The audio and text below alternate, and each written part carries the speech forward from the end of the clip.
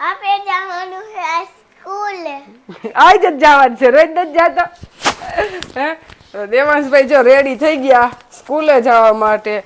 હાંજે કઈને જ હુવે શેનું શાક ખાવું. મને કીધું તું પાછો ફ્રીજમાં જોવે હું શાક પડ્યું છે. એટલે કે ગલકાનું શાક બનાવજે. એટલે અત્યારમાં આપણે ગલકાનું શાક રોટલી છાશ ખાઈ લીધું, નાહી લીધું અને હવે શિવાલયે લોટી ચડાવવા જવાનું, માતાજીને પગે લાગવાનું. મને બાને બધાને પગે લાગીને પછી જવાનું. હે પપ્પાને હાલો માતાજીને પગે એ ઉઠી ગયા ખોટા. તાર પપ્પા તને ઉપરથી લઈને આવ્યા. હાલ હાલ પગે લાગી લે. હાલો દાદાને પેલા પગે લાગી લે. હાય આજા માતાજી ને જા.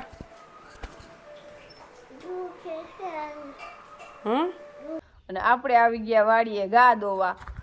આજ તો વાડી આવીને કાંઈ કામ થાય એવું નથી, કારણ કે હાથી કે કાંઈ હાલે એમ નથી. નકર હાથી આપવું હતું આપણે થોડુંક મગફળીમાં, જેમાં આપણે ઓર્ગેનિક કરી છે એમાં, પણ હાથી હાલે એવું નથી. એવું હાંજે આપણે એક રેડો આવ્યો છે ખાલી કે મૂલને થોડીક રાહત થઈ જાય.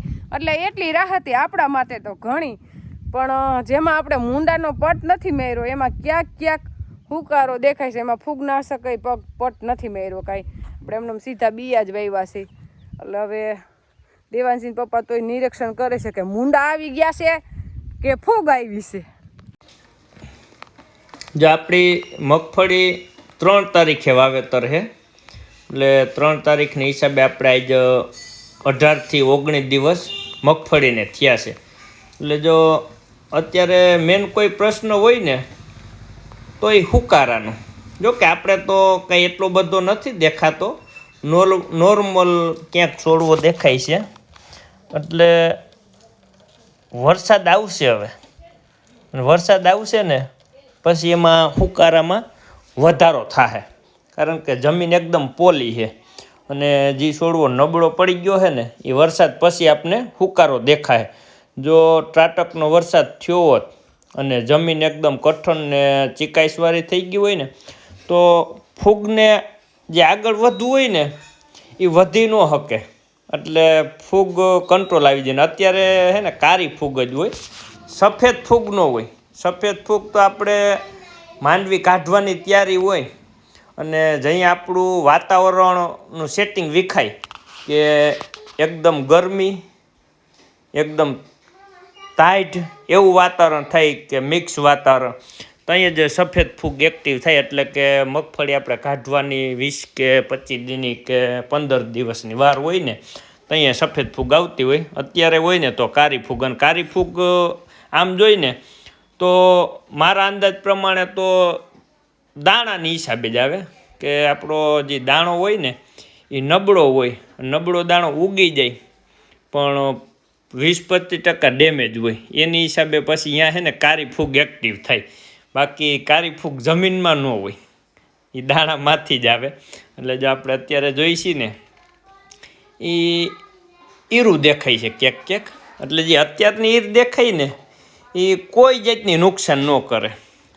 મગફળીમાં જે હવે અઠવાડિયા પછી જો ઈરું આવશે ને તો એ ઈર આપણે નુકસાન કરે અને હુયા ફૂટે તો હુયા નહીં ખાય. અને અત્યારની તો ઈર છે ને અમુકને આપણે ફાયદારૂપ, કારણ કે કૂણા પાન ફૂટ્યા હોય એને ખાઈને એટલે મગફળીની આપણે વય ધટકી જાય અને વય ધટકે ને તો ટૂંકી ગાંઠે મગફળી ફૂટે. પણ જો કે આપણે તો એટલો બધો વરસાદ જ નથી કે મગફળી વૈધ કરી ગઈ હોય, એની માપમાં જ છે, આવ કંટ્રોલમાં જ. એટલે આપણે કંઈ વૈધ કરી જ નથી, પણ તેમ છતાંય કાંઈ આપણે ઈયળની દવા છાંટવી નથી.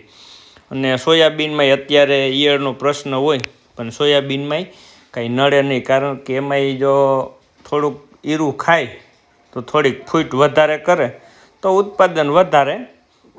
બાકી જઈએ શીંગું અને ફાલ આવતો હોય ને તો અહીંયા આપણે સોયાબીનમાં દવાની જરૂર પડતી હોય. અને અત્યારે જે આપણે ઉભા છે ને એ આપણી નથી પટ માર્યો નથી ખડની ગ્રામોક્ઝોન દવા મારી, નથી બાસાલીન મારી, કોઈ જાતની દવા નથી મારી. એ મગફળી મૂઈભાઈને મગફળી કાંઈ ઘટે નહીં એવી છે. આખા ખેતરમાં જે આપણા 5 કેરા છે ને એ નંબર 1, કાંઈ ઘટે નહીં એવા. અને મેન તો પાછું શું છે કે આપણે આમાં જાહેરનું વાવેતર હતું, અને જાહેરનું વાવેતરની હિસાબે પાછું આપણે કટિંગ કરાવ્યું હતું મશીન હોય, એટલે ડૂસો હતો વધારે. એટલે ડૂસાની હિસાબે ભેજ છે ને એકદમ જળવાઈ રહે, અને ભેજ જળવાઈ રહે એટલે કોઈ પણ મોલ સારો થાય. એટલે આપણે મગફળી આમાં છે ને 5 કેરા કંઈ ઘટે નહીં એવા છે. એનું કારણ કે એમાં જાહેરનું વાવેતર હતું. 5 કેરા આપણે ઓર્ગેનિક વગર દવાના, અને 5-6 ક્યારા ઓલી બાજુ, પણ એ 11 ક્યારા એવા ને એવા છે, કાંઈ ઘટે નહીં એવા. અને જે આપણે બાજુમાં છે ડૂસા વિનાનું એમનું જે કપાસનું વાવેતર કર્યું હતું, એમાં માંડવી છે ને એકદમ કારી ભટ પડી, હજી આપણે જોવી ગમે નહીં એટલો ડિફરન્સ બતાવે આમાં. કારણ કે ભેજ સંગ્રહ શક્તિ છે ને આમાં જળવાઈ રહે, ઘઉંવાળું હોય કે જાહેરવાળું હોય કોઈ પણ એમ, એટલે ફેર તો પડે. અત્યારે ટાઈમ થયો છે 5:30 અને આપણે આવી ગયા રસોડામાં. એટલે આજે આપણે બનાવવા છે પુડલા. એટલે પુડલા અરે અમારે હોય ટમેટાની ચટણી, એમને પુડલા ખાઈ નહીં. એટલે આપણે ચટણી બનાવી પછી ગા દોવા જવાનું છે હાલીને. દેવાંશી પપ્પા હાકે છે હાથી, એટલે એને આપણે ખોટી નથી કરવા. એટલે ચટણી આપણે જો ટમેટા લઈ લીધા, ડુંગળી લઈ લીધી, આદુ લઈ લીધું, ટમેટા કટિંગ કરી લીધા. અત્યારે ટમેટા બગડી ગયેલા હોય ને એમાં ઈયળ હોય, એટલે આપણે બધા ટમેટા ચેક કરી લીધા. એ ડુંગળી સુધારી લીધી, એ બધું મૂકી દઈએ આપણે બાફવા. એટલે ટમેટા આપણે છે ને અને સાલ ઉતરી જાય, બફાઈ જાય ને. એટલે હવે ડુંગળી નાખી દઈએ, લસણ નાખી દઈએ અને આદુ.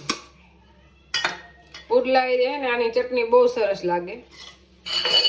થોડુંક પાણી નાખી દઈને 2 સીટી કરી લઈએ. અત્યારે આપણે આવ્યા છીએ વાડીએ ગા દોવા. એટલે આપણે રેડો એટલે સાટા આવે છે એમ ધીમો ધીમો, એમ ઝરમર ઝરમર વરસાદ વરસે એવો બધો નથી આમ કે મરસી સોંપી દઈ, પણ તોય છતાં આપણે સાહસ કરી રાઈતે હારા 2-3 રેડા આવી જાય. તો 2-3 રેડા હારા આવી જાય ને તો આપણે કાલ 15 જણા કીધા છે એ શરતે કે જો રાઈતે રહરિયા થઈ જાય અને જમીનમાં ભેજ પૂરો થઈ જાય ને તો સોંપવાની છે, અને જો રાઈતે ન આવે તો નથી સોંપવાની.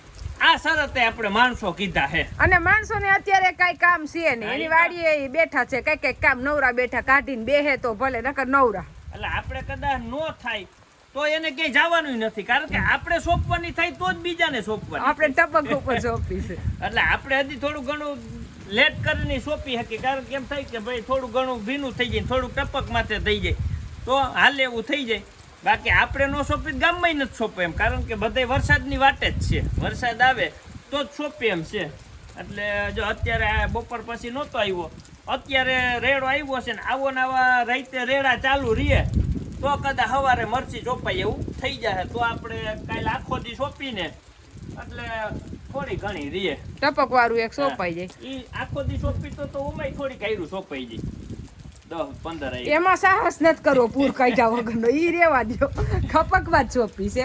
અને વરસાદ કેવો વરસે છે, આપણે પુડલા ખાધા જેવો, ભજીયા ખાઈને એવો વરસાદ નથી. એટલે આપણે બનાવવાના છે પુડલા.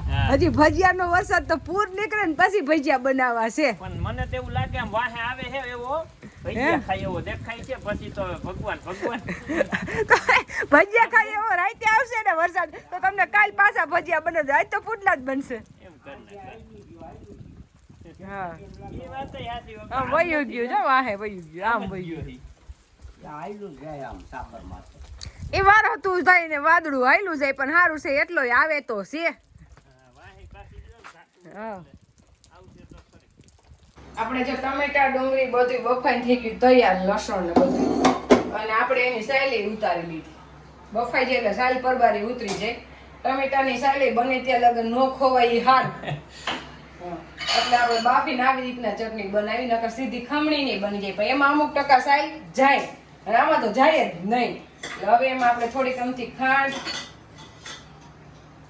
ચટણી, મીઠું અને ધાણા જીરું હવે બ્લેન્ડર મારી દેવો એટલે આપણે ચટણી બની થઈ જાય તૈયાર. અને સોસ ખાવા કરતા થોડોક સ્વાદ આમ તેમ થાય, પણ ઘરની ચટણી બનાવીને ખાવી હારી. એને એકઈ પોગે નહીં. અને ઓલા તો જે સસ્તા ટમેટા હોય ને તો અહીંયા બગડેલા બધાય સોસમાં તો જાતા હોય, એમાં કઈ સારા ટમેટા જ ન હોય. અસલ કમ્પ્લીટ થઈ જાય, સોસ આને ભોગે નહીં, બને તાલે સોસ ખવાય નહીં. અત્યારે તો એટલું બધું ખાણી પીણી બાયની પકડાય છે, ત્યારે આપણે વિચાર આવે આપણે હું ખાવું હું ન ખાવું એમ. ત્યારે આપણે એમ થાય હું ખાવું એમ, કાંઈ ખાધા જેવી વસ્તુ નથી બતાવતા. આપણે પુડલા બનવાનું થઈ ગયું છે ચાલુ, અને ખાવાનું ચાલુ થઈ ગયું છે. એક પુડલો તો ઉતરી ગયો, આપણે દેવાંશભાઈ બેસી ગયો. અને પુડલા બને લોઢી જેવડા, કઈ ઘટે નહીં નેવા. નાના પુડલા બનવા આવડે, માથી પુડલા મોટા જ બને. અને પુડલા બનાવવાની મને કેદુની પ્રેક્ટિસ છે. હું 5મું ભણતી તે દિન મને પુડલા બનાવતા આવડે. રસોઈ બનાવતા ન આવડતી, પણ પુડલા આવડતા. સારું કહેવાય તો. એટલે પુડલા અત્યારે ઘણા ન આવડતા હોય, એમ કે ઉઠલે નહીં. એમાં કઈ ન હોય ઉથલાવામાં, કાંઈ હોય જ નહીં, સેમ બનાવીને એટલે બને. હા પણ ટ્રાય જ ન કરી તો દોનો આવડે. પુડલા હાવ હેલામાં, ચણા લોટના તો પુડલા હાવ હેલા, ઘઉંના લોટના હોય ને તો ઈ થોડા કાકરા ઉઠલા, પણ ચણા લોટના તો હાવ હેલા. અહીંયા ચડી ગયો છે ભાઈ, પૂરા થઈ ગયા હોય તો. ભાઈ પૂરો થઈ ગયો. ત્યાં પુડલો પૂરો થઈ ગયો. હાલો હાલો આવ્યા. હમણાં આપો દીકરા. મોટું બનાવજે મારા હાથું. હા, અને પુડલા પાસે એકદમ આછા ખાવા જોઈએ. બહુ જાડા પુડલા થઈ ને તોય નો ભાવે. ભાવે નહીં, ગોદડા જેવા લાગે. મોટા બનાવને. હે? મોટું. આથી મોટો પુડલું જ ન હોય. જો હા આનો મોટો બનાવજે હવે. અને લસણ નાખી ભાઈ એમ કે આના મોટો બનાવજે.